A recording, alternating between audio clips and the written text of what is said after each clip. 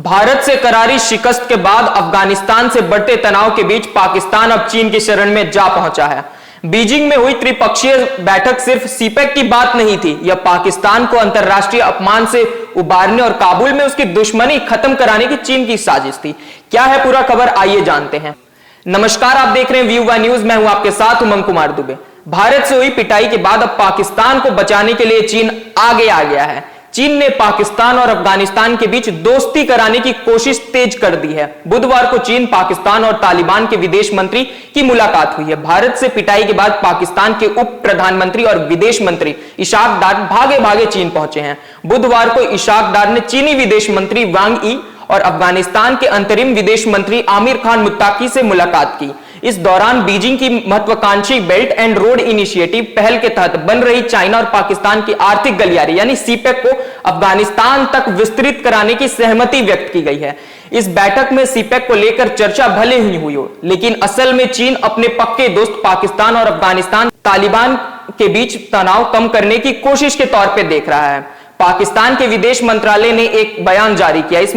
इस मुलाकात को अनौपचारिक त्रिपक्षीय बैठक बताया जा रहा है। विदेश कार्यालय ने बयान में कहा है कि उप प्रधानमंत्री और विदेश मंत्री senator Mohammad Ishaq Dar, communist party of China के राजनीतिक ब्यूरो के सदस्य और पीपल्स रिपब्लिक ऑफ चाइना के विदेश मंत्री वांग यी की अफगानिस्तान की कार्यवाहक विदेश मंत्री आमिर खान मुत्ताकी से आज बीजिंग में एक अनौपचारिक त्रिपक्षीय बैठक की है।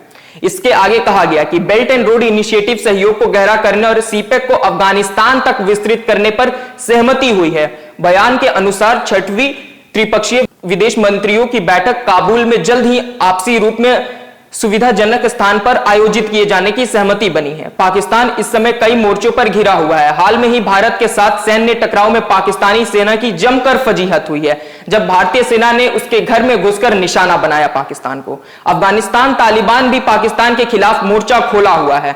इस दोहरे मार्ग से पाकिस्तान को बचाने के लिए उप प्रधानमंत्री विदेश मंत्री इशाक डार भागे भागे चीन पहुंचे हैं। हालांकि भारत से तो पाकिस्तान को चीन नहीं बचा पाया, लेकिन अब वह काबुल और इस्लामाबाद के बीच पुल बनाने की कोशिश कर रहा है।